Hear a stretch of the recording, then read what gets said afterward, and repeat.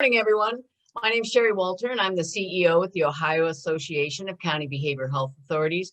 We are very excited to welcome you to today's recovery event. This is the second in our series of recovery events. As you know, we typically have a large recovery conference, and since we haven't been able to do that this year, we wanted to make sure we kept recovery at the forefront of everybody's minds.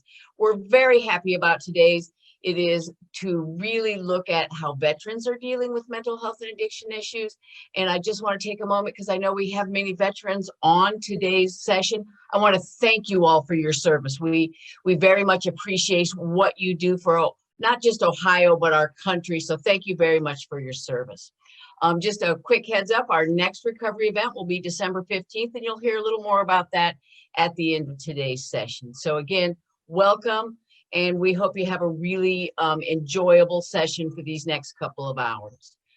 I would like to kick us off by introducing retired Army General Deborah Ashenhurst.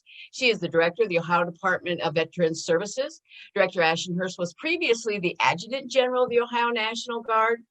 Additionally, Director Ashenhurst has received numerous awards and decorations in her career, including the Army Distinguished Service Medal, the Legion of Merit, the Meritorious Service Medal. You can just dispense with all that, Sherry. You know, if they want to, they can read my bio. It doesn't have anything to do with today, but thank you so much. Can I just kick this off a little bit? You betcha. Again, thank you very much for being here, Director Ashenhurst, and go ahead, take it away. Thanks. This isn't about me. Thanks so much for allowing me to have some time today. And I'm thrilled that after 37 years in the military, Governor DeWine has given me the privilege to serve as a director of the Ohio Department of Veterans Services. You may not know, we have over 750,000 veterans in Ohio, selfless men and women from all walks of life who served in all branches of the military through many different eras of conflict and peacetime. And a lot of their experiences are similar, but each of them has embarked on a different journey, and each of them has a different story to tell. Some of them have a recovery story, and we'll hear from some of them today. It's incumbent upon us to listen and make sure that we are staying attuned to the needs and the issues of our veterans, especially at a time when we're all dealing with the pandemic and the extra challenges that are coming along with that. Like me, you may be wondering, what are the trends regarding veterans and mental health during this COVID crisis? We don't have a lot of specific data on this topic yet. You know, I know the VA initiated a study, a 4-year study back in May that should look into how the current healthcare crisis has impacted the veteran community.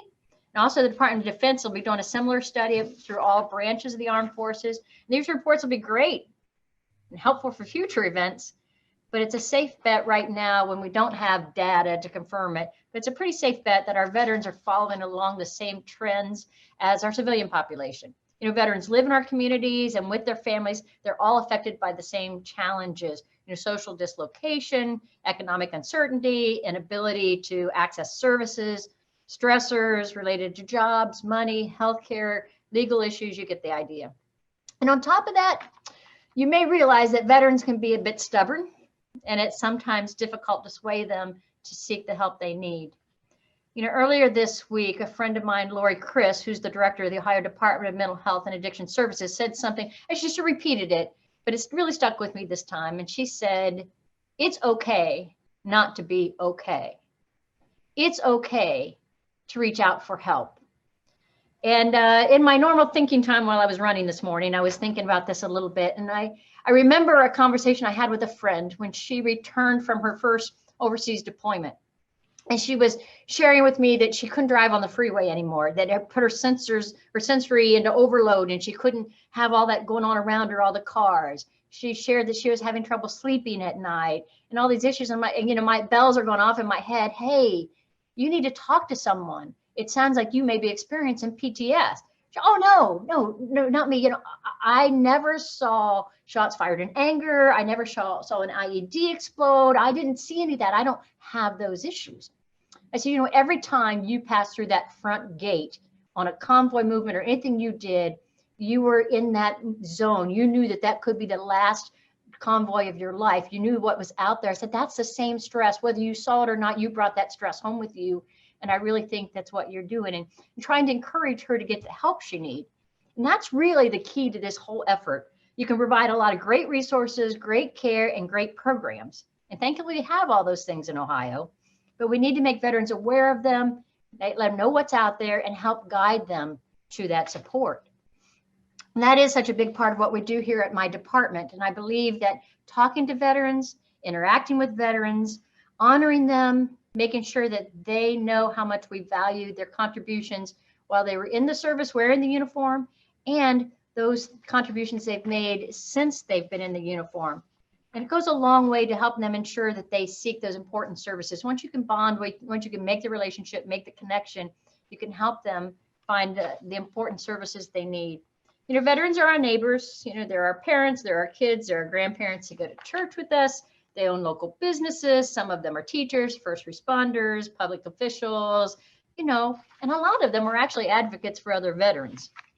And sometimes it's difficult for people who have made sacrifices to help others and still have that spirit of service in them to pause and realize they may need help themselves. But when they do, we greet them with open arms and show them that there are many avenues to wellness and to care. You know, we've seen unemployment rocket up into double figures nationally during this calendar year because of the pandemic. At the start of the fall, the national veteran unemployment stood at 6.8%, and non-veteran unemployment was at 7.8%. So finally seeing the trend going in the right direction, the most recent national veteran unemployment rate we have seen is 5.9%. And that to me is just a huge signal out there. In Ohio, we have thousands of registered military-friendly businesses, and I know there are thousands of others trying to attain that status. In our department, we have a veterans workforce team that spends a lot of time extolling the virtues of hiring veterans. They talk about how to bring the veterans into the workforce. They work with employers on best practices for identifying and hiring and retaining and even incentivizing veterans to come work for them. And they also acquaint businesses with military culture and how to best use a veteran's talents. You know, Ohioans love their veterans. We're a really strong veteran-friendly state, and we want to hire them. And the return on those efforts is usually very positive. We have found that 65% of veterans already have some college education or higher, which makes them more educated than their civilian peers. And 68% of employers report that veterans perform better than or much better than their civilian counterparts and their civilian peers. And that's in accordance with a recent study from the Society of Human Resource Management. We just didn't make those stats up. So there are avenues to prosperity even for veterans who may be between jobs at the moment, even during this pandemic, during this crisis. You know, Ohio veterans in particular have unique opportunities for support if they're in emotional distress. And in fact, the VA continues to offer health care, pensions, service-connected disability, compensation, all those things. And they're eligible to apply for emergency financial assistance. If they're in a crisis at the moment, they can go to their local county veteran service office, and they can usually help bridge that gap in financial difficulties to get to a better place. And because we know those factors impact their mental health and mental well-being. So even so, some veterans and military families could be facing eviction, homelessness because of this current crisis. We want them to know there are programs out there, as we all know, the HUD-VASH supported housing, support services for veterans' families, and healthcare for homeless veterans, and we can provide a lot of needed help. We just have to get them there. You know, I'm proud to say our policy administrator, Danny Akins, stands at the forefront of collaboration efforts for us with also other state governments and civilian organizations to address problems, including a program known as the Governor's and Mayor's Challenge to prevent suicide among service members, veterans, and their families. You know, he's also involved with the Recovery Ohio program. If you aren't familiar, you can look at that at recoverohio.gov. I hope most of you are already familiar with that. You know, Danny's a former Army major. He served with me. His sharp intellect is only matched by his incredible passion to help veterans in need. And if you go to our department's website, okay, here's the commercial, ohiovets.gov, you'll find a wide array of resources and programs linked to organizations that address all these challenges and mental health services for our former military. the best laid plans. My lights go out if I don't move enough in my office. Sorry about that. So other listings, you can find all sorts of listings under there. And I have listings, that address PTS, the vet centers, the veteran county service officers, yada, yada, yada, yada. It's all there. Our state is also blessed with lots of outstanding veterans organizations, nonprofits, and other outlets that are available to veterans and can provide information and a means to help others, even with social opportunities. So we have a robust healthcare system here. We have 5 VAs, we have dozens of CBOCs. All those resources are here for our veterans. And our office, Ohio Department of Veteran Services, works really closely with the Ohio Department of Health, as well as mental health and addiction services, especially on the topics of suicide. And of course, there's the Ohio Suicide Prevention Foundation. So in short, we just can't forget veterans are human beings with feelings, vulnerabilities, and the need for belonging just like everyone else. And we need to help them and assure them that there is a path forward. There's a path to a better life if they're in a tough spot. So I'd like to thank the Ohio Association of County Behavioral Health Authorities for the invitation to just kick things off here today. And I wish you all a happy and safe holiday season. Thanks for the care and concern that you're showing for our veterans. Well, thank you so much, Director, for taking time to join us today. I'm going to turn it over to our next speaker, Chief Warrant Officer 4, Cliff Bauman. Cliff is known internationally for talking about mental health, suicide, and PTSD. He has more than 30 years of military experience and has received several medals of recognition for his service. Cliff has published articles in the USA Today, Army, Navy, Marine, and Air Force Times, GX Magazine, Huffington Post, and numerous other sources. He currently works at the Army National Guard Bureau Aviation Logistics Division. So Cliff, the floor is yours.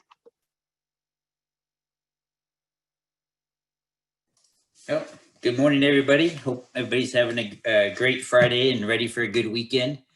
I want to thank you for giving me the opportunity to come and speak and tell my story of hope and how I've gone from being somebody who suffered from PTSD every day and not wanting to see the sun rise, as you can see in the background with the sun shining on my bookcase, to not wanting to see the night. And I understand that. So what I'm going to do today is I'm going to go ahead and bring up a video that I made for VA Make the Connection. It's a video I made several years ago. I'm going to talk about my experiences with PTSD and my suicide attempt. And then I'm going to bring up a PowerPoint slide that has pictures on it. Each picture tells the story of my life. And my life isn't so extraordinary that it couldn't happen to anybody here listening at any given time in their own life. So with that, I'm going to go ahead and bring the video up. So give me a second here.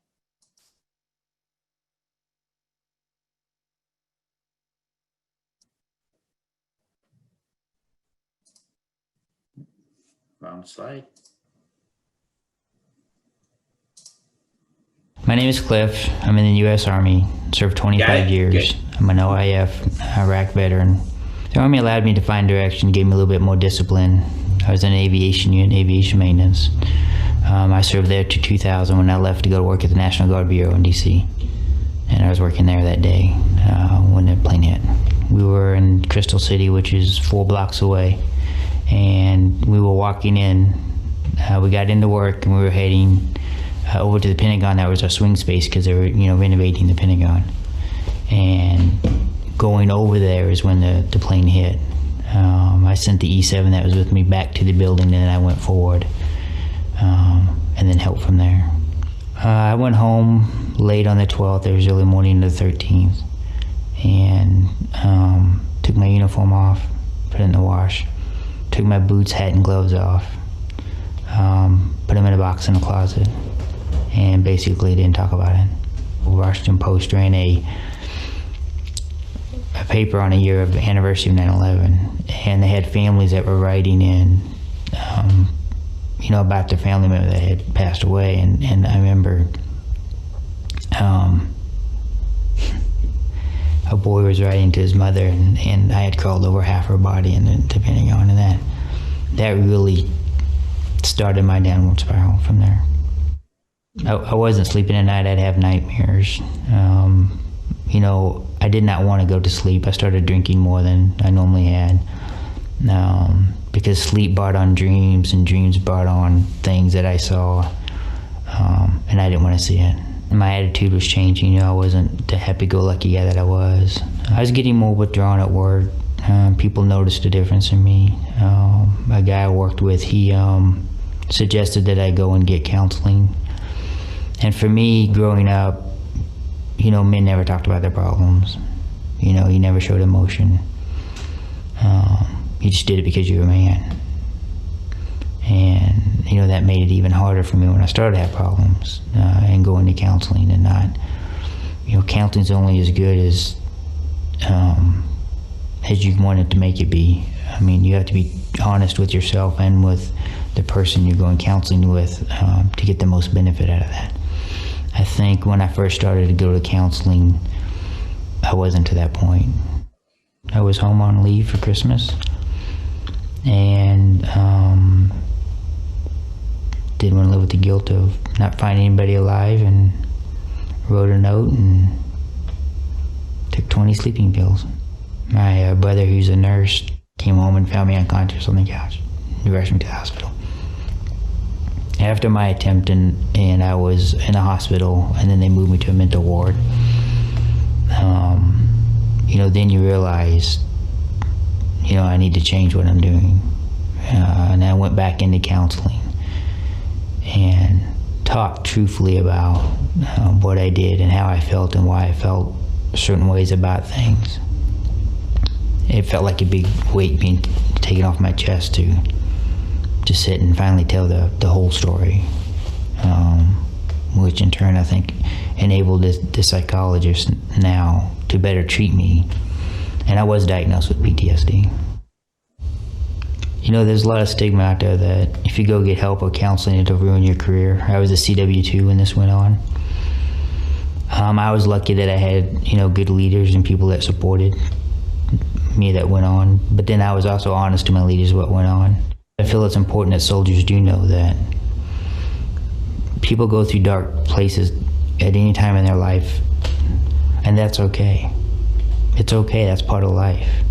If something traumatic happens to you, whether you're on the battlefield or you're driving to work or something, that's part of life. But you need to realize that some things you can't handle by yourself. You can't. And you need to go to a trained professional to help you through those things and give you steps so you can deal with those issues and problems when they come up. Going to counseling and dealing with what I did doesn't make me less of a soldier, doesn't make me less of a man. If anything, it makes me a stronger soldier and a stronger man, because I can now deal with those issues and problems as they arise quicker and realize them, both in myself and then in my colleagues around them. Life's good. I enjoy life. It's great. My son's 8 years old.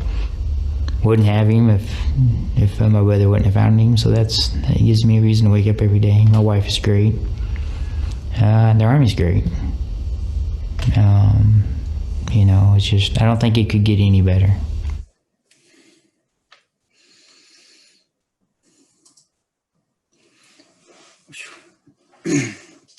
It's funny. I've seen that video probably 1,000 times, and every time I see the picture of my son, I get emotional. And it's I think about all the things that I would have missed out on had I been successful, not been brave enough to ask for help that night at my brother's house. PTSD is a very powerful animal. You can get lost in your own mind and your thoughts, and it can take you down a path that you never thought you would ever go down. What I'd like to do now is I'm going to go ahead and bring up my PowerPoint.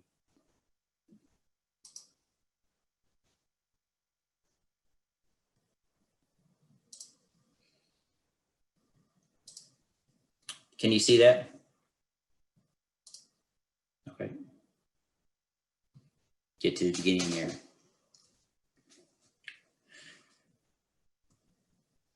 One thing I want to talk about next is I think is important is life events, and obviously 9/11 had a profound effect on my life as it did many other Americans.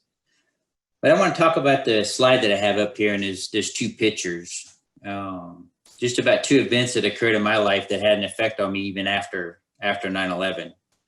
The picture you see on the left is as you're facing the computer screen, that says from deadliest water to ultimate honor. And I want to tell a little story about that. So my son, who was 5 years old at the time, we lived down at Fort Monroe, Virginia, wanted to go fishing one day. It was October 3rd. And so we said yes. So we went and got on a boat. A sergeant mate, a friend of mine, was with us. And so we get out and we motor out there in the bay. We're about 6-7 miles off the coast there, just drift fishing. And as we're sitting there fishing, we see this small vessel out there. It's just sitting. And coming around Fort Monroe was a tugboat pushing a barge. So if you picture this barge was 140 feet long, 2 stories high. And I looked at my buddy and I said, that boat's not moving. I don't think they're going to get out of the way. So we started picking up our fishing gear and moving over to the area. And about that time, that's when that boat was right here. That barge hit that boat and pushed it like this, and it rocked back. And actually, that's when the people in the boat started standing up and screaming, hey, hey, hey. One guy actually put his hands on the barge.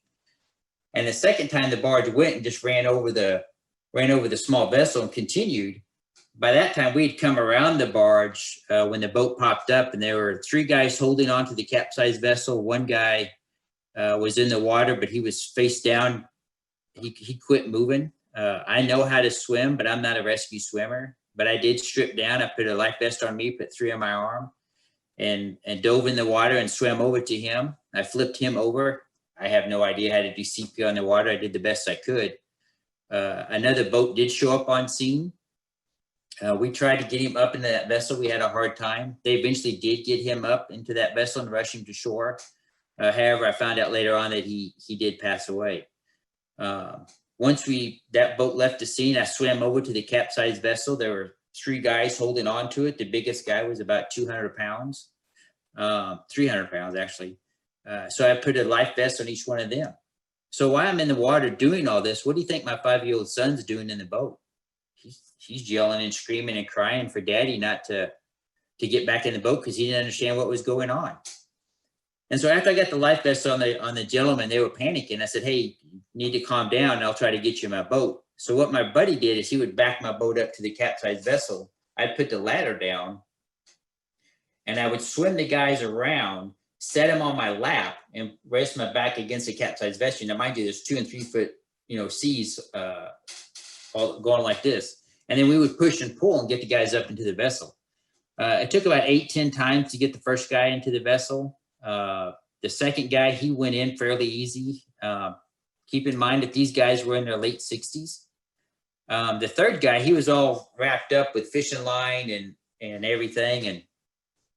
And so I had to cut him free from the capsized vessel, and then I got him up into the boat. But you hear those stories of people getting, big rush of adrenaline. So when I got him over the boat, the guy was so with fear, he couldn't move, couldn't straighten his legs, so he was stiff as a board. And so what I did is I literally picked him up and threw him up and over my engine into the back of the boat. And of course, right now at this time, I'm 45 minutes in 60-degree water, so I'm becoming hypothermic. And actually, my fishing buddy, Rick, had to pull me into the vessel. And so we motor back around and we get back to Fort Monroe there at the marina. And of course, all the emergency vessels are there. And as we're, they're tending to the guys, we're getting out of the boat and I'm making sure everybody's fine. The really big guy that was panicking that took so hard to get in the boat, he wanted to talk with me. And so I walked over there where he was sitting and he said, I thought I was a goner. He said, but the moment that you jumped out of that vessel, I saw a pair of angel wings behind your back. And he said, at that moment, I knew I was going to live. And that statement till today is very emotional, has had a profound effect on me. And so as the guys, go off in the emergency vehicles and I attend to my son because he's so visibly upset, I get home and I was home for 3 days because I was injured just by things hitting my back and debris and stuff. And so I was actually on quarters for 3 days dealing with my injuries. And I noticed I started becoming very depressed and thinking about the one person who passed away. He was retired Army. I found out later he worked for the correctional facility down in North Carolina, and him and his buddies had just come up to Fort Monroe that day just for a fishing trip. They weren't drinking or anything. They just didn't understand the rules of the road, and you had to get out of the way of commercial vessels. And so I was talking to a nurse friend of mine who's a nurse psychiatrist, and he looked at me and he said, you know what? Sometimes bad things just happen. He said, you did the best of your ability, but that's all you could do. But 3 gentlemen went home that day who wouldn't have had you not been there. And he's right. It's so easy to focus on the negative that we sometimes forget the positive that's always around us. And it's tough. That's hard to do sometimes, to see that when you have PTSD. But, and I was awarded the Soldier's Medal a year later after all the investigations were done and everything. The second thing I want to talk about is the second picture there. And this is kind of interesting. So the Air Force did an article on me in I think it was 2013. And this is the first time, if you see the boots, the gloves, and the hat there, that's what I wore on 9/11. And those objects sat in a box for 12 years, actually, until I took them out for that photo shoot. It was the first time I ever publicly showed them. And then as I was standing there, and the photographers, trying to get the lighting right on the photo to get the, what photographers do. But I was standing there for about an hour and a half looking at those objects. And so if you're wondering, what do you think I'm thinking about as I'm sitting there looking at those objects? And obviously, I'm thinking about what I did on 9/11. And so every stain on those gloves, and you can kind of see the dirt on the boots there. And you can't really tell, but the hat was pretty scratched up and everything. What surprised me is that photo shoot, standing there staring at those objects that I hadn't looked at for 12 years, threw me back into counseling. I very quickly started going down a road that I didn't want to go down again because I knew where it led. And so as I'm back into counseling, something occurred to me that was very surprising to me, that something that I hadn't looked at for 12 years, that suddenly I'm standing there looking at it and they make me depressed and take me back to what I was doing and going down that path. But how many of us as ex-military or have, boxes of loved ones and things, we're coming up on the holiday season.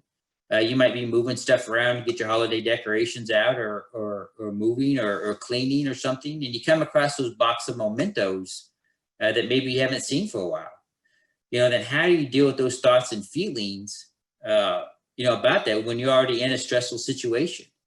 And so I always tell people all the time that it's okay to have those thoughts and feelings. That's human nature.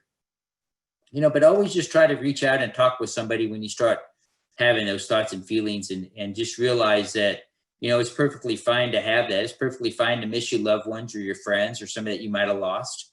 I totally understand that because I've been there, deploying to Operation Iraqi Freedom and others. I get that. But I've also lost friends here that passed away in car accidents and things. And so, I understand it's okay to grieve for them. The next thing I want to talk about a little bit, because, I was understanding that there's a big veteran population that may be listening in today, is that I'm still active duty military. I have 33 years in. I still continue to serve. The one picture on the left is me at basic training. And actually the guy with his sleeves cut off, that's Mike Sutherland. We're actually still friends to this day. I was just in Missouri earlier this year visiting my brother. And actually me and Mike came up and we got to visit and have fun. And the next picture is me at annual training at Fort Campbell, Kentucky. I don't know who that skinny guy is, because that's definitely not me nowadays. But something you're going to find out that's interesting about my family here when I go to the next slide is, not only do I serve in the military, but my wife also does serve also. She was originally in the National Guard. She joined, she got out of the National Guard, joined the Navy. She's a commander in the Navy. So not only do we have to deal with, me going on possible deployments or things changing in our life, but now we have to deal with the Navy and the Navy needs. And so that adds an extra layer of stress in our lives. And as you can tell there in the one picture there with my wife when she got promoted to commander, and if you don't know the rank in the military, commander in the Navy is an 05, lieutenant colonel. That's when she got promoted. But you can also see there with the blonde hair, we got blessed to have another son. So I have Lloyd Michael, who's our youngest. And, one thing about being dual military that's tough for us is we spent 4 years apart. She was stationed in Chicago and I was out in Virginia. And, I always laugh and joke, when parents are away for a while and then they move back in the same household, it's funny how children show back up again. But, we just found out that come April, the Navy's going to move her to Rhode Island. So we're going to spend another 3 years apart, while she's in Rhode Island, I'll stay in Virginia for the boys. So out of the 13 years that we've been married, we will spend almost 7 years apart. And that's just military life. That's just what we have to deal with. But thankfully she's only 6 or 7 hours down the road, so she can come home on the weekends or we can go up and visit. But it's very hard. One thing I talk about, and I'll talk about each one of these pictures here is family. Family is important. My wife and I, we're both very busy people. She has, she's director of health services there at Quantico. So she's in charge of a lot of people. I'm busy not only with my job and doing speaking events, and then just with the daily life of having two children. The one picture I want to talk about is down here on the lower left, is we're all sitting around having dinner. One thing we do at my house, and I think it's very important, is we always have a sit-down dinner. And we do that for a reason, because I never know if my young son, Lloyd, is having a bad day at school, or my oldest son, who's 16 now, he might be having a bad day at school. And that's the best way to gauge my family. And if I don't have that one-on-one time with them, I don't get that opportunity to find out how their day went. And, my wife's job is very stressful, and she may want to talk about what went on in her life. The two older people you see down there sitting down is my mother and father. And unfortunately, I lost my father 2 years ago to cancer. But a funny story about my father is he was a huge gamer. He loved playing video games. And so they lived in Kansas City. We lived in Virginia. And him and my older son, Junior, would play Call of Duty, Fortnite, Destiny. They would play video games all the time. And it was kind of neat that they were able to have that connection. But it was kind of funny. My dad he knew the kids normally went to bed about 8 o'clock at night, 9 o'clock at night, our time. They're an hour behind in Central Time. And so he'd start texting. He says, "Hey, you going to play the game tonight? You going to play the game tonight?" And so, he'd guilt me into playing the video game. And next thing you know, it's 2 o'clock in the morning. I'm like, "Dad, I got to go to bed. I got to get up 5 for work in the morning." He was retired. But one thing my father did is that he went and had cataract surgery because he couldn't see the TV too well and he was missing out too many things on the game. So that's the only reason he had cataract surgery. So, but after his passing, we bought he had the special chair to game in and everything. So we brought it out to our house, and my oldest son sits in it and plays games. And it's sad that we lost him, but it's good that we can all have those memories of playing those video games together. And it's kind of funny is that my wife never played video games before. And last year, she finally started playing the PS4 with us. So one thing we do after dinner is we go upstairs and we all sit together and we play video games. We're just a video game family. And, it's kind of fun. The other picture I want to talk about is Lloyd Darren. And we don't get much snow in Virginia, but every now and then we do get snow. And this picture was last year. And you ever see those pictures on online where the accident's about ready to happen right before it happens? And so I didn't realize he was throwing snow at me as I took the picture, but that snow did hit me in the face. But if you look in the background, that's my wife. I was building an igloo for him that day, and I was doing a pretty good job with building it. But it was just great family fun that we had. It's important to spend time and have that time with a family or a family member. I would say that, if you have that one person in your family that you hadn't really talked to, or that uncle or cousin or somebody that served, pick up the phone and give them a call. I have a close cousin of mine that served in Vietnam, and I always make sure that I text him on Veterans Day and thank him for his service, and other friends that I have. And I remember a couple of years ago, he always wanted to see the Vietnam Wall. And so I brought him out to my house in Virginia, and I took him down and let him go and see the wall. He was able to see some from friends of his who were on the wall. And that was a very emotional event for him. But, it's always important just to take that time and talk and get to know your family. This is something I want to talk about, because if you have children of school age, it's something that we have to deal with, social media and bullying. I grew up in a generation where we didn't have cell phones. And I don't understand how somebody can text somebody or post something that will drive these young children to want to complete suicide. And it's very sad, but it's very real, and it happens a lot. And so one thing I talk with my older son about is now that he's on, Instagram and TikTok and other social media, is the importance of knowing, how to deal with if somebody posts negative things and stuff like that. My son here, he's in his wrestling picture there. I wrestled when I was in college, all the way from age 5 through college.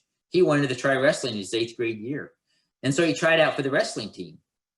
And I found out a couple of days later he'd made the team, but he was upset about something. I said, Cliff, what's going on? We're very close. We talk a lot.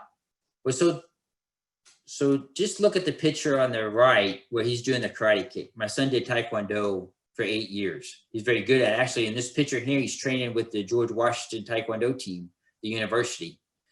And so what happened is that as he's trying out for the wrestling team, the bigger kid, the heavyweight kid, was walking around and he was slapping the smaller kids. Now, my son was maybe 100 pounds then.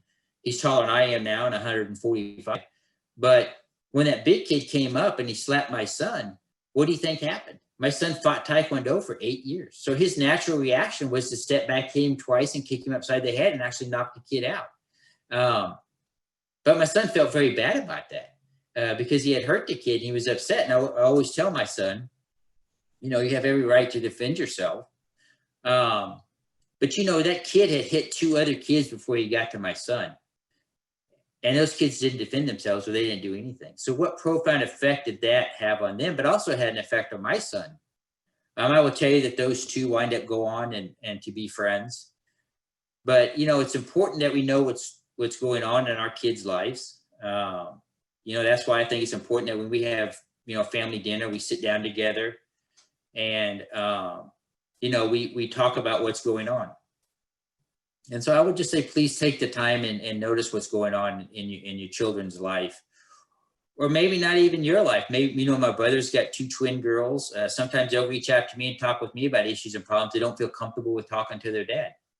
And so I take the time to listen and talk to them. And then I call their dad when we're done, let him know. We do a lot of things. We enjoy doing lots of stuff as a family. I think it's important both for me and for my family. We love fishing and obviously we live close to the water, so we go to the beach. It's always important just to find that one thing that you enjoy doing together as a family. And that's very important. These 2 pictures here, I just think it's just kind of nice. Now, younger son there, we was at my sister's farm in Missouri, and there was a whole bunch of butterflies on this flower, and he'd never seen that before. And so he put his finger down on top of the flower, and the butterfly was actually landing on his finger. And he was so enthralled with that. And I just kind of reached out and took the picture and actually I didn't realize I caught the butterfly flying across his face. But it's kind of funny is, when I'm having a bad day at work or I'm a little bit stressed out, I take the time and I look at this picture and it just makes me smile. The innocence of a child exploring nature for the first time just really makes me smile. Now, one thing we like doing, we like going to the drink wine and the muse bars where you can do the painting. I'm not very good at painting, as you can tell from my picture. But we have a lot of fun doing it. Upstairs in our family room, we have all the pictures that we painted. Now, I hide mine behind plants so people can't see it when they come over. Because if you look at it, my dolphin really looks like a submarine or something. My son looked at my dolphin and it was so bad. He said, Dad, I want to paint a boat. He didn't even want to do a dolphin. So that was kind of funny. One thing that I talked about, it's important, obviously to a family and having those close family relationship, but you need to find out what you enjoy and what makes you happy and to give you that time and that reflection time. One thing we talked about earlier before everybody came on, the director and I, she likes to run as much as I do. And I run the Army 10 miler every year. It's just something I enjoy to do. But if you look at that first picture that says 2016, you see me standing next to a little short guy. His name's Scott White. We've been friends for over 30 years. We actually wrestled each other in high school. We were competitors. And he's 2 years older than me, and I never beat him. You know, so my sophomore year, which was his senior year in high school, I almost beat him, and then he graduated. And then in 1987, I joined the military, and I'm on a bus heading to Fort Leonard Wood, and we make a stop. And I haven't seen him for 2 years, and he gets on the bus. And I said, hey, don't I know you?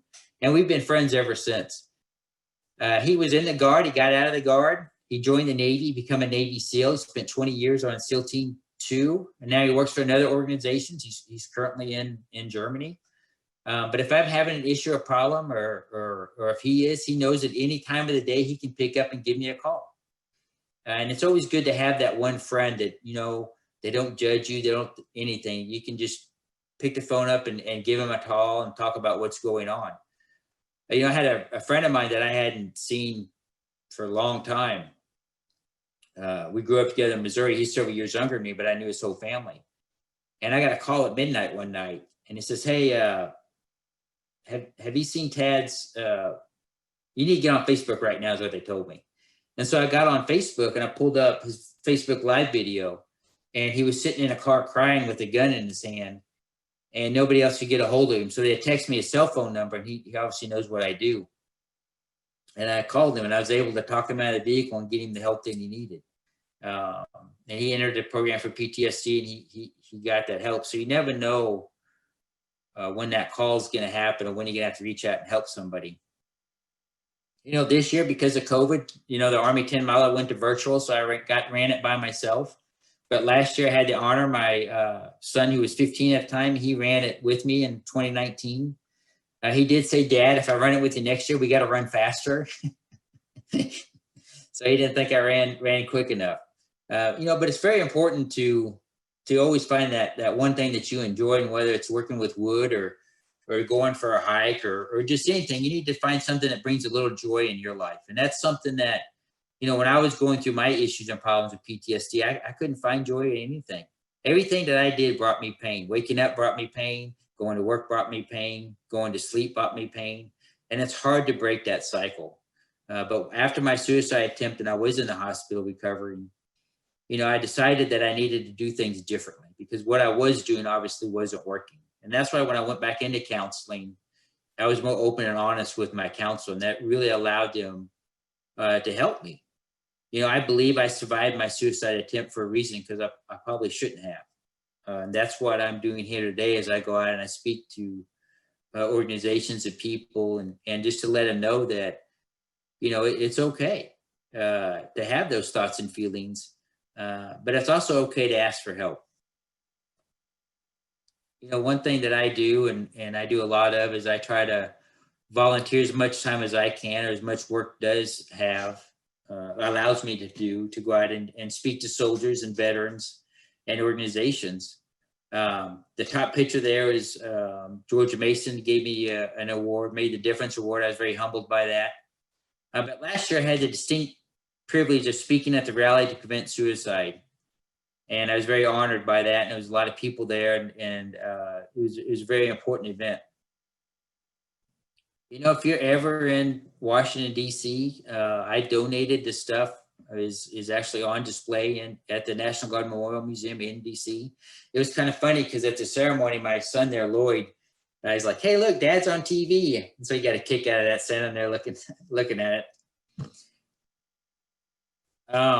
I'll leave this slide up for a second. Last year, before COVID hit, the Able channel filmed a 6-part series on surviving suicide. That is now airing on the Able channel. So I would take, if you take a chance, it's free to stream. You can stream it on any device. You just go to the ablechannel.com, click on free channel preview, and you'll see there's different episodes on surviving suicides of people with different stories. It's just not me. There's several other people and with different things that have affected their life, and then they tell their story. You know, I believe this. I believe life promotion is the best suicide prevention. If you enjoy life and you enjoy being here, you know, I understand that. You know, I went from A and as close to Z as you can get without completing. And so I get that, but I do know that, it's important that, the more that I enjoy my life, the more that, those thoughts of suicide or those bad thoughts from PTSD does come back up, because we know with PTSD, you have to learn how to deal with the triggers of it.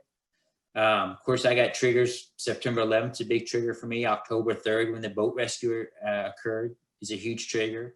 But triggers can occur at any time. You could be walking out in your yard and a stick snap a different way, or debris blows differently, or somebody says something, and you just go back to that second just like that. And it's the most vivid dream you ever had in your life.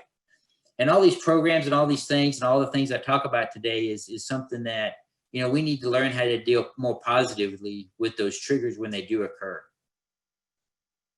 The director said this earlier today, and I firmly believe it is, it's okay not to be okay. Cliff Bauman on most days is a laughing, joking, kind of fun kind of guy, but there are days that I just, days just aren't that great, and it happens.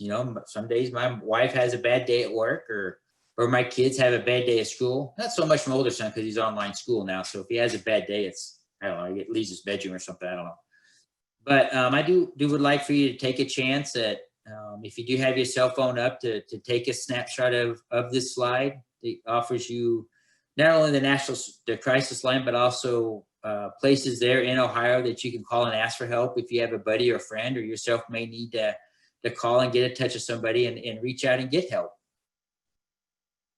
If you want to learn more about me and what I do, that is my website, cliffordbauman.com. I do post videos and things that are going on with me and speaking events that's going on. That's the end of my presentation. I just want to say thank you to everybody out there in the audience and listening in. Thank you for all you did. For all the veterans out there, I want to thank you for your service. For all the family members out there who serve with those veterans, I want to say thank you to you also, because you serve also. And with that, I'll turn it back over to you, and then I'll stop sharing. Good? Yep, thank you so much, Cliff. So we do have another speaker with us today. If you have questions for Cliff, feel free to put those in the Q&A box, and we'll get to those here shortly. Our next speaker is Richard Casper. Richard is a U.S. Marine veteran, Purple Heart recipient, artist, entrepreneur, and co-founder and executive director of Creativets, a nonprofit that provides art, music, and writing programs for wounded veterans with post-traumatic stress and traumatic brain injuries. Richard served in the Marine Corps for 4 years, and during his tour in Iraq, he survived 4 IUD blasts, which left him with a traumatic brain injury. He has taught art at the collegiate level, was named one of Time Magazine's Next Generation Leaders, and recognized by President George W. Bush and the Bush Institute for his work with helping combat veterans. The floor is yours, Richard. Thank you so much. Can you hear me all right? Awesome. Thanks so much for having me. I'm going to also do a little presentation because with my brain injury, so I have a left traumatic brain injury, and you'll hear all about that, but I can't memorize stuff. I can't do a lot of new technical skills. And so the first time I ever did a keynote, it was hour long. This one won't be. I don't want to go back to back 2 hours, but this is going to be like a 20-minute version of it. First time I ever got asked to speak, when I still had pretty bad anxiety, and they're like, hey, you have to fill an hour at a time.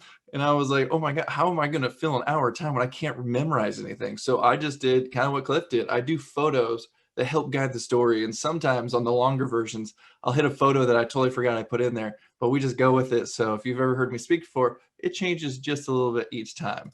Well, let me try to share my screen real quick on my little keynote. And it's going to start with a little video, just a little 1-minute clip of time. I was lucky enough to have time, do a little documentary on my life. And when you hear things, it says one thing, but when you can actually see a portion of it, it just tells a bigger story. So let's see if we can pull the, oh wait, let me go back. There's something you got to do. I just learned this on the last one. When you share your screen, for anybody doing this, you go to share computer sound and optimize screen share for video clip. Boom. Sweet. Awesome. So now that you guys can see this, play this 1 little minute clip. Hopefully the sound works. Apparently, a plane has just crashed into the World Trade Center here in Paris. Oh my God, another plane has just hit. I was just like, I want to be the first person fighting in this war.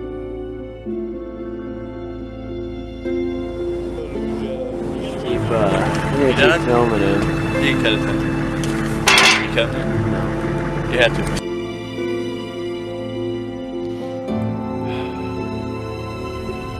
Why me? Why did I get to continue on in life? He's changed a lot. You can tell something's missing. After his tour at Camp David, Richard Casper volunteered to go to Iraq. I needed a voice. Then I needed a purpose for that voice. He suffered 4 IED injuries and came back with traumatic brain injury. Richard, how are you, big guy? I really like just showing that because I get introduced by President Bush. So who wouldn't want to show it? So if you wanted to see that, you can go to time.com/creativets or our website. It's 26 minutes. It goes pretty fast for my story. But it really just shows you inside what we do. I'm just going to give a brief example of my story, where I came from, because it's super important to know what Creativets is doing now and how we built those programs. So I'm the co-founder, executive director of Creativets. We launched in 2013 after I got out of college, but I'm going to show you who the person I was before. The kid I was in high school is way more like the person I am today. But there was a time after I came home from war that I was a completely different person. So I always like to start out showing people who I was. This is me in high school with the Adidas shirt right in the middle, big old smile, super happy all the time. I lived on making people laugh and just being super optimistic about life from a town of 1,100 people. So I had a class of 22 kids. So it was a very small school. Art and music didn't exist. There was no way to really learn and dive in. So I'm 6'5" combat Marine. I didn't want to do art. I didn't think art was a thing that was to do. But this was the same time also 9/11 happened. And so I'm from a family full of military people, just like most military are. Legacy families. My dad's one of 11. So all of his brothers served in the military. I knew I was going, but I didn't know what for yet. I knew I wanted to, serve my country, but there was no war at the time. So 9/11 happened, and I instantly I got angry. I wanted to do something different. I didn't know what happened, but I was writing papers about Saddam Hussein and how evil he was. So in my head, just as a young kid, right when that happened, I was like, Saddam did this. Why can't I be the one that goes over there and get him? I actually signed up for the Marine Corps within like a week or two of that. And my mom wasn't going to sign the papers at first because I was only 17. But I said, Mom, if you let me sign now, I'll have a year of just, the MEPS program or whatever, where I'm learning how to be a Marine. But if you don't, I'm just going to sign when I'm 18 with no experience. What do you want me to do? So she signed the papers, and I ended up joining the Marine Corps. One of the cool things that happened, though, I went to boot camp, infantry. I was like, infantry, I'm going to be the first person over there. And I was selected as a special tester in the Marine Corps. And for me, I thought that meant something different, because in high school, I knew I was going to the Marine Corps. So on those state standardized testings, I legitimately just blew them all off. I was like, C, just all the way down. So when they called me a special tester, I honestly thought they thought I was dumb or something. And I was being put over here. You Marines go over here. You, Richard, you go over here with these other guys. But it was something totally different. It was actually because I tested really high on the ASVAB and all these other factors, but ends up after maybe about 2 months in boot camp, because Marine Corps boot camp's 3 months, 2 months in boot camp, as these testings go on, we start with about 400 Marines, end with 20 of us. That's when they actually told us what this was. They said, you get to go to either Camp David or White House Communications and guard the President of the United States. So that's what ended up happening. Instead of going to Iraq right away, I went to security force school in North Carolina, Virginia area, Chesapeake, Virginia. And then I went to Washington, D.C. for 11 months, 8th in Iowa. I waited for my clearance to go through. And then I chose to go to Camp David. They give you an option, but I really wanted to go Camp David because I'm a country boy and I just wanted to be up in the mountains. So while I was up there, though, I lived my life up there. It was amazing, 14 months. And they asked me if I wanted to stay. And I knew that if I wanted to stay, that I would end my 4 years there. Because by that time, I was like, I'm not staying in the Marine Corps. I'm going to do 4 years and that's it. So I knew that if I was staying up there, I would never get a chance to go to war. But that's not why I signed up. I signed up because I really wanted to serve. I had survivor guilt already before even going to war, because my friends at SOI were already dying. Cherry, I'm Casper, and so Cherry was right across from me in SOI. That was his last name. And he was one of the first guys to die in Iraq from my platoon. And so these things are getting to me and I know I want to serve. So I say, all due respect, I love it up here, but I'm going to go to the next location. And so they sent me to 29 Palms, California, which is like Iraq. And I was with a unit called 27, didn't make a deployment for them either. So I was kind of upset because they said, hey, Richard, you get out June 2007, and we don't even leave till January 2007, so you won't make it back in time to get out. And I was like, well, this is some crap. What's the guy got to do to get to Iraq around here? So they sent me to 1st Tank Battalion and a tow platoon. So pretty much, if you don't know, it's mounted infantry. So with 2-7, I was just going to be on the ground, like no vehicles, patrols that way. And then with 1st Tanks, I was just in a mounted patrol. So I went over there, and within that first 4 months of me being in Iraq, my buddy was shot and killed beside me, and I was hit by 4 IEDs. But I put this photo in here because before all that happened, I still had this sense of humor. I still brought over my Santa hat and a bunch of stuff to Iraq that I'm like, why am I even bringing this stuff? But this is right before all that happened. So after that, my brain injury, my buddy who was shot and killed beside me, I just didn't know how to deal with it. I came home a completely different person. I came home and I said, I'm going to take a few months off. I didn't know I had a brain injury at that point. 2007, brain injuries, PTSD, that wasn't a big thing. And so when I touched down and I started checking out of the Marine Corps, they asked me if I wanted to see medical. And I was like, no, I think I'm all right. You never sent me to Balad. You never, you didn't tell me anything was wrong with me besides I was unfit for duty. So I check out of the Marine Corps with nothing. And I take 6 months off. I start going to school after 6 months saying, you know what, it's time to get my life together. I have this awesome experience guarding the president. I'm just going to get a degree and then try to get into one of those 3-letter agencies. That'll be easy enough for me to do with my security clearance and my experience. Just need a degree. And I started going to a small community college in Illinois just to get my associate's degree. While I was there, I started, after even just the first few classes, I started failing like every class I went into. And I said, well, I know I'm not this dumb. What's wrong with me? And then I started, when I knew it was a real problem was when I started going to school and I'd physically throw up before class. I couldn't go into class. I couldn't start. I started being able to just retract and become a recluse. I would do things that led to me to do less things. Like if I was eating a sandwich, thinking about going to school and it was causing anxiety in me, the next day, if I had nothing to do and I just made that same exact sandwich, I started getting anxiety. I was getting anxiety about having anxiety just because I remembered having it the day prior. If 0 was killing myself, 100 was me before war, I was at like a 9. And for me, it was just my faith in God that actually kept me there. Luckily it did, because it kept me there long enough to discover art. So while I was at this school, I was doing this piece about my gunner who was shot and killed beside me. Wait, did I go backwards? Boom. So I have this photo of me at my gunner's grave. Every single year I go to his grave in Houston, ever since he died. I wanted to be there for him. I have survivor guilt. I was his vehicle commander.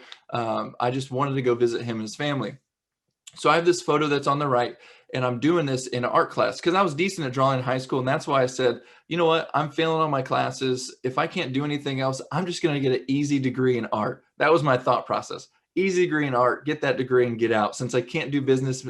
Oh yeah, that reminds me. I went to the VA hospital and that's where they diagnosed me with my TBI. That was the first time they said, hey, you have a brain injury. You have anxiety and depression and all these things. So I couldn't even do one-on-one speech, or I had to do one-on-one speeches with my speech teacher in college because I couldn't get up in front of these 18, 19-year-old kids and tell my story. This comes from a guy who was class clown, prom king, and I could do anything in front of anybody. And now I'm down to this just nothing of a man, I feel like. And so when I regress and I go into my little shell, I was just drawing and doing all this stuff. So I have this colored in every which way it's supposed to be. So my arm color, the color is supposed to be my shirt, my cami shorts, the red and the roses. The only thing that's not covered at this point, colored, is the background, which is grass. The teacher comes around behind me, because I'm in my own corner. I don't want any of these students to know what I went through. They don't know my story. They don't know. I mean, they probably know I'm a Marine because of the clothes I wear, but I didn't want them to know my story. But the teacher comes around. He knows a little bit because I had to tell him about my disabilities to be in that class. He said, Richard, I know you're going to do the background grass because obviously it's in the photo. How about you do it a different color that doesn't make sense to the way grass would be, but it makes sense to the way you feel. If you do this, This will allow the people around that come see this piece, even when you're not there, know that you as the artist were the one in this image and that it affected you in a certain way.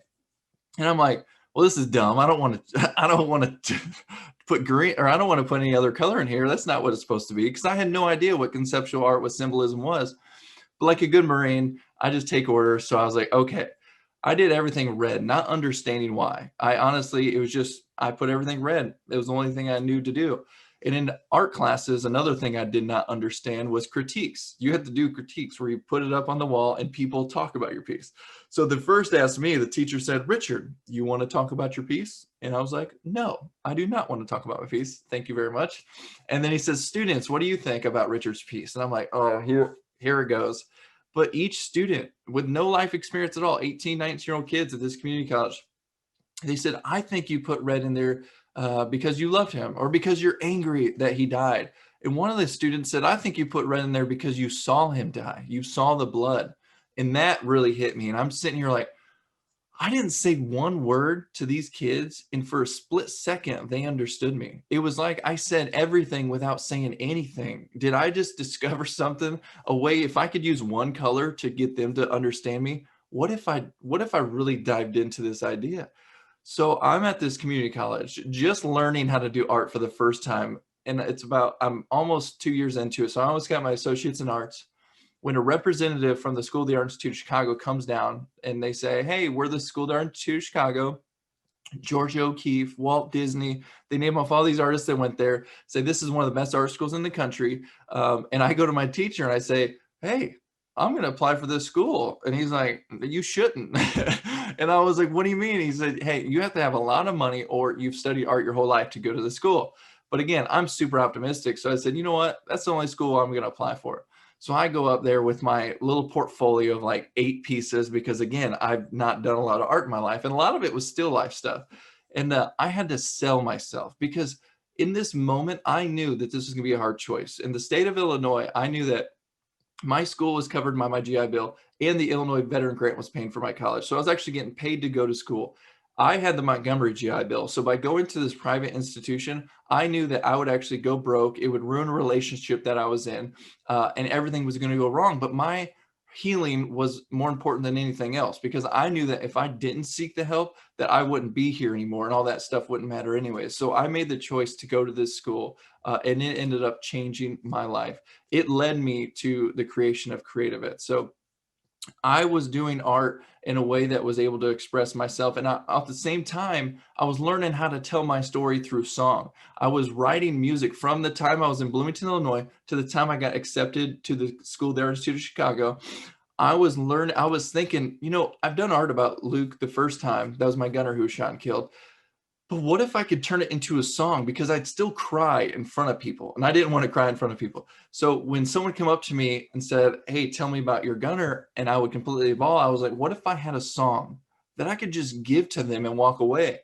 Then I'm doing my part. His legacy will live on. I won't feel like demasculated and cry in front of these people, and that'll be a huge win.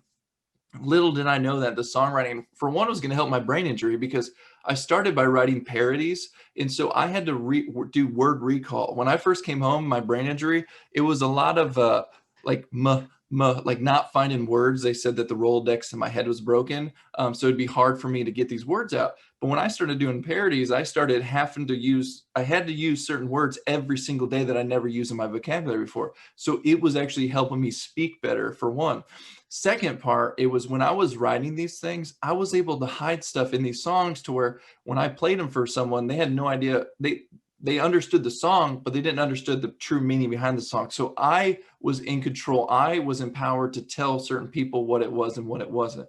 So in 2013, when I graduated from the School of the Art Institute of Chicago, I'm at like an 85. So back to that scale, 0 to 100, I'm at an 85 now, with no other intervention besides me learning how to use art to tell my story, symbolism, and bringing these people in and songwriting. And so that's where Creativets started. I'm going to play this small video. It's our art program in Chicago, but this will kind of sum up the art program that we do.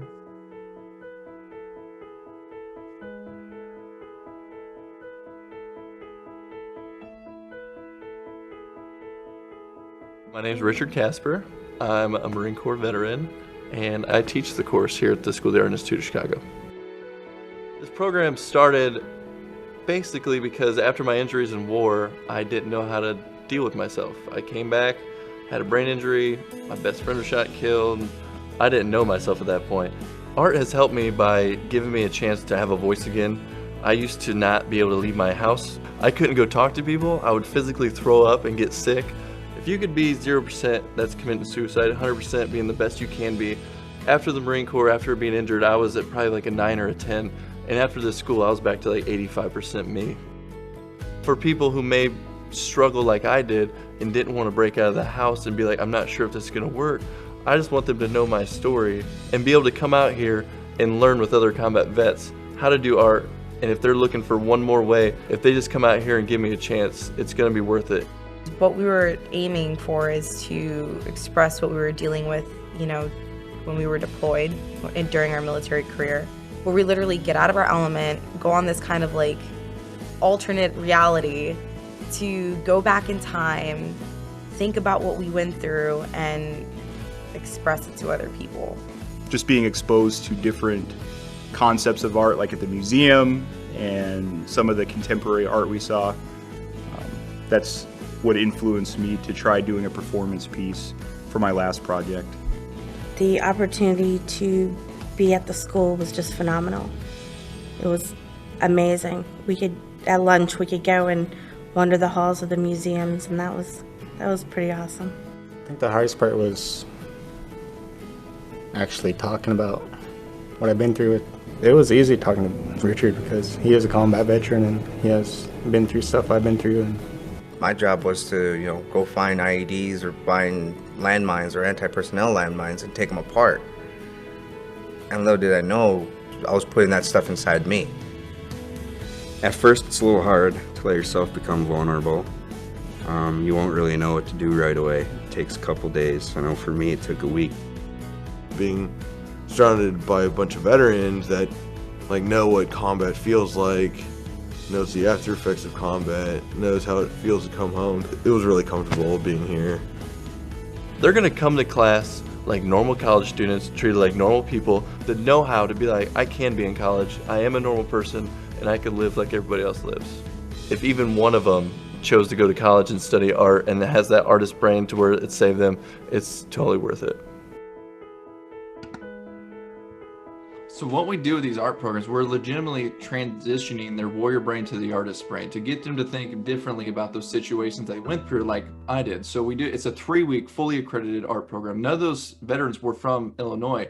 From day one, we've flown in veterans. You know, suicide doesn't have geolocation features. So if someone applies for our program, we've had multiple from Ohio, applies for our program, we actually pay for their flights, their food, their housing, tuition all 3 weeks to attend these schools. We've offered this program at Virginia Commonwealth University, the University of Southern California, and the School of Art Institute of Chicago. So we fully dive into the empowerment is the most important part, making sure that they're going there as normal students, not as, you know, as patients, and that I give them a syllabus for 3 weeks, say, just like a normal student, if you miss 3 days, you're out of the program. Not, hey, if you mess up with this rule, mess up with this rule, because the moment that they come out of this, so they learn how to take that trigger and turn it into a piece of art for 3 weeks while they're there with other veterans. When they go home now to whatever state they're going to, they know that if they want to feel as good as they did at the school, they just have to enroll into a college art program and keep on doing what they're doing. So again, just making sure that they have this access. So with all the programs we do, it's about giving them as many tools as possible, treating them as human as possible so that they're willing to come there. And also, because as you know, 20 suicides a day in the military veteran space, 14 don't actually seek help. We have to make sure that our excitement completely outweighs the anxiety and depression and everything else these veterans are feeling. We try to get rid of every single friction point. 100% of our veterans who've been through any of our programs have got on the plane and came here. We've never had to, you know, lose money on a flight or anything. So that goes into the next program, which actually is one of our most popular one. You'll see why here in a second. It's our songwriting program here in Nashville. Oh yeah, then the artwork actually goes to the National Veteran Art Museum, gets displayed, and then we move it around the country so other veterans and civilians can actually come in here and see these stories. Here's a little clip from the songwriting program that we just put together on Friday because we released some music.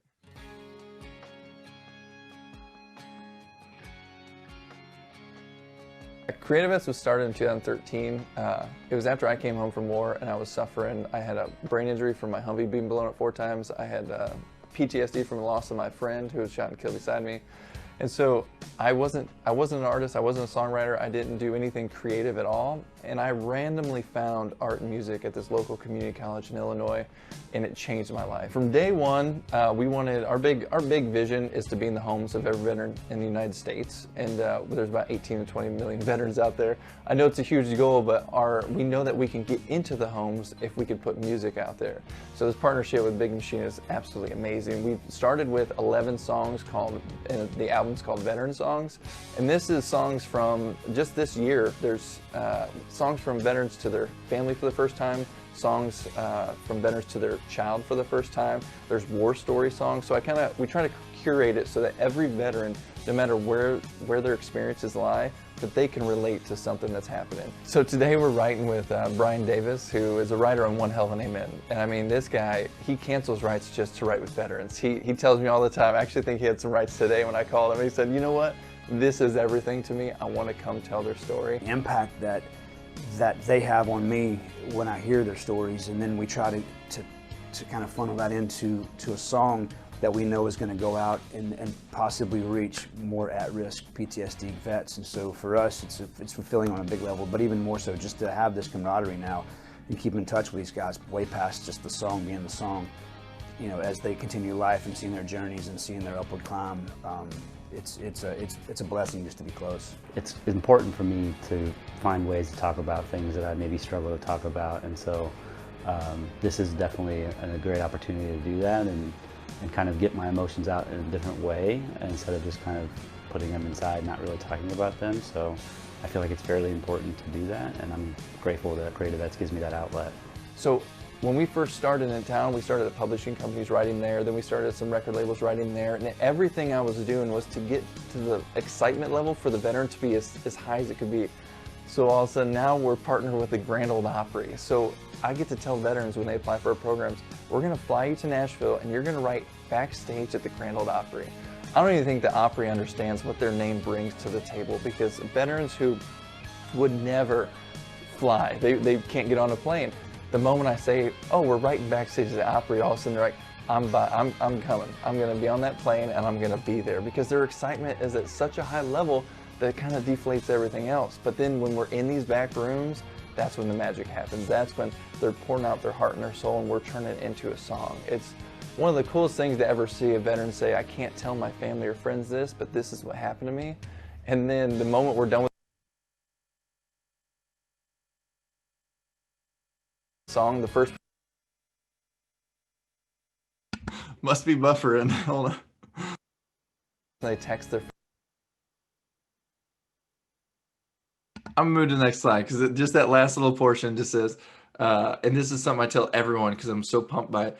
We have veterans who legitimately will say, I've never told my wife or husband or anybody this, and I just don't know how to say it. And then when we bring them to Nashville and we tell that story, it's in a song now, and that's the first person they text is their family, their song, because now it's not a story anymore, it's a song. And what we do, we really lean in on cultural competency. We make sure that every veteran has another veteran in the room. In those videos you saw, I was the instructor for both, and until we expanded, I did everything. Even being executive director of Creativets, I still did every single write with the veteran. I taught the art school and I lived there for 3 weeks. We've since expanded to where we have veterans that do that for me now, which is awesome. And people who do the writing sessions with, who are the veterans who went through the program before. But it's ultimately just changing their perspective on life. It's remapping their brain. It's doing so many clinical things in a non-clinical setting where they just feel like they're getting help. And we always send them home with guitars and music and just every tool that they need to continue doing it. Because when they leave here, they now know how to become a songwriter, because we don't just have that portion of it. They're here for 4 days. The next day, we actually teach them how to write songs after they've seen it in person. That now they get to learn how to do it educationally. And then we place their music online, and we just partnered with Big Machine Records, which they launched Taylor Swift. They have on their roster now Rascal Flatts, Tim McGraw, Aaron Lewis, Florida Georgia Line, Justin Moore, if I didn't say that, tons of people. and now they're releasing Creativets music. I do think that we may be the only nonprofit to ever get a record deal, but we wanted to take that one step further, because now I have a release for our music, and you can go on Spotify, iTunes, Apple, anything that you listen to music on, search Creativets, and you'll hear our music from veterans, for veterans, by veterans. And we've done some studies, and it actually shows that 97% of the veterans that have heard our songs have related to the song. And as you all know, that's a huge deal, because isolation is right now is running rampant, and to be able to hear someone's voice that says what you want to say is going to make you feel a little bit more comfortable. But we went a step further to get veterans into the arts and music, and we partner with Amazon. So now if you have one of these devices, and I'm going to trigger it if you have it close, and you say, Alexa, play me music by veterans, it now plays our music. So we have this awesome opportunity where a veteran, one of those 14 who've never sought help before, is just trying to find someone to connect with, and they just tell their device, like, hey, play me veteran music, or is there music by veterans? It'll say, here's an album by Creativets. All of a sudden they could search Creativets. They could find our online programs that we do, the Creativets Live on Twitch and on Mixer and on Facebook Live, and see our songwriting and art programs that are free to everybody. And then they could actually apply for a program and either come through our next level program, which is we partner with the Country Music Hall of Fame to offer songwriting programs to veterans anywhere in the country to Skype in with the Hall of Fame to learn songwriting, where they end up with the song. And the next level is them actually flying to Nashville to do one-on-one conversations with us. So we do a ton of other stuff, art box programs where we send out art boxes to veterans, then we Skype with them and then teach them how to use what we sent them. Right now, currently, we are running a program with the Cincinnati VA. We have 3 pilot songwriting programs going with Cleveland, Cincinnati, and Columbus, Ohio, VA hospitals, using a #1 songwriter to teach veteran songwriting through a 4-week course. So we're doing a ton of stuff, and I'm wrapping up on time, but I just want everyone to know that if you have any kind of veterans who are truly struggling to get what they need out, songwriting and music and arts are some of the best ways to do it, because when you can empower them to take control, when you teach art intentionally, rather than if you say like art therapy, that's a friction point. So obviously art therapy works. It's 100%. I mean, it's so effective. But the moment you tag on therapy, that's when veterans stay away from it. So that's why we're so conscious in saying we're preclinical. We're going to teach art not as a therapy, but it becomes a therapy while we do it. We're very intentional about the way we teach it so that they are doing therapy. Same thing with music. We always stray away from that to get the most veterans involved with our program. And our idea is that if we consider ourselves preclinical and we're getting these 14 that never seek help, now we have the opportunity and the privilege to bump them up to the VA system, to the Cohen clinics, to the clinical outlets that they actually need, being able to identify them. And so we're just gonna, I'm not even sure what the next slide is, but I'm gonna click it. Oh, and I'm done, sweet. So that's my little story, but I just thank you all for listening, and I'm excited to answer any questions that you all may have. Thank you so much, Richard. So again, if you do have questions for either Cliff or Richard, feel free to put them in the Q&A box. I'll give you a few minutes to do that. And it looks like we did get a few questions about the resources that Cliff included in his PowerPoint. I have posted those in the chat box, as well as a link to the Department of Vet Services website, where you can find even more resources for veterans in the state of Ohio and their families. One question we have for Richard is, how does someone apply for the art program? Is a DD 214 required?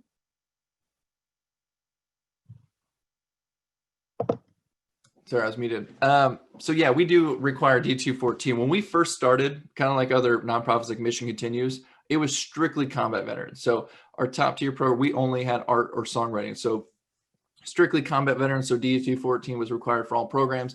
We then since changed as we expanded to wounded veterans. So we don't, our top tier programs are still for wounded veterans, but this could be anything, MST, any other kind of issue that someone has, that they've been wounded in the military, they can come through those programs. So those programs aren't for every veteran though. Our community-based programs, like we run a program with the Dallas Museum of Art where we do some online art box program with them, with the Country Music Hall of Fame program. All these are open to all veterans, but everything still requires a D214 because how much we put into each veteran with the Country Music Hall of Fame programs, with the Opry, with everything that we do, it's at its highest level. So we just need to make sure that the people that we're helping our veterans with D214s, just make sure, but we don't care if they have a dishonorable discharge, only because we understand that there could have been a PTSD or other effects that have made them get the dishonorable. So we'll still treat everyone. We do phone calls after they apply, creativets.org, they apply for a program. A veteran's the one that calls the veteran to go over their application, just talk to them about their stories and really gauge what they'd be best at, because I ultimately don't want a songwriting veteran to come through my songwriting program, because if they already know songwriting and it's not helping, I want to try to get them to do something that may help them. So I know that a hammer is not going to fix every problem you have in a house. So why is songwriting going to help every veteran? It's not. I've had songwriting veterans where it didn't really faze them. I send them through the art program and that completely changed their life, and vice versa. So I really try to make sure that we're almost curating every veteran's experience based off what they most likely need in their life. We got another request to put the information about Cliff's documentary with the Able channel. I am going to post his website in the chat box, and you can find the link to his documentary from there. Okay, another question for Richard about, do you know if there's any information for licensed clinicians to be certified in art therapy?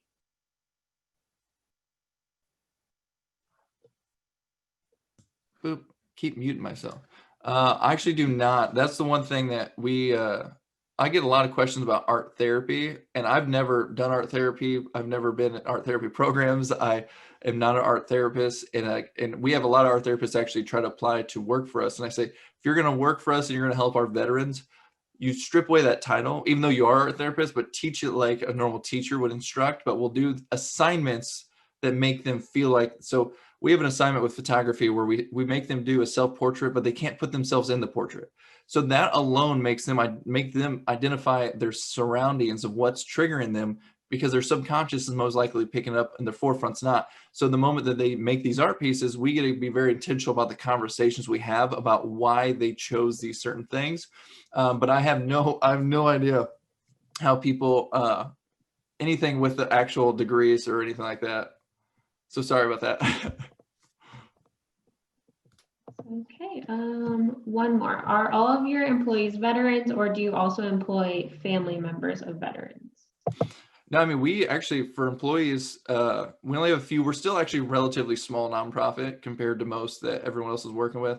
We only have a staff of 5 actual full-time-ish employees. I wouldn't call them full-time because we don't pay them full-time prices, but I'm the only veteran, and then we have a Gold Star brother on there, because again, I want to make sure that the veterans experience isn't because it's just another veteran in the room. There's always a veteran. So cultural competency, if it's when we had a Vietnam veteran fly out, I had a Vietnam veteran be his mentor. And when we had female veterans come out, we had a female veteran be their mentor. Because again, we want to make sure everything's in line. That's just with our program. But with everything else that Creativets is doing, it doesn't, obviously I would love to rather hire a veteran just because I love how veterans work. And like the director said earlier, with all the statistics out there that show that veterans are typically better employees and higher educated and all that, I'm going to go for it. But really, I'm just going to put the best person for the job. And we're continuously growing, so I'm hoping to actually hire more people soon. Great. Do you or have you thought about working with veterans who are in prison? Actually, yes. I mean, because right now we actually have a pretty long waiting list for our top tier program, especially with COVID, because we just did our first virtual online songwriting session, and it went really good. They did get their songs, but they lacked that person experience. They still had calls with their veterans. They still had breakout rooms with their songwriters and their mentor. It just still didn't do what I wanted it to do. So we're really slow on rolling those out right now, and we'll pick that up in the future. Wait, where was it? Sorry, my brain injury is kicked in. What was that question? Because I forgot. About working with veterans in prison. Oh yeah, and so we have a big trajectory. But if a veteran in prison or a group that was working with veterans in prison contacted me about doing a writer there, I would do it for sure.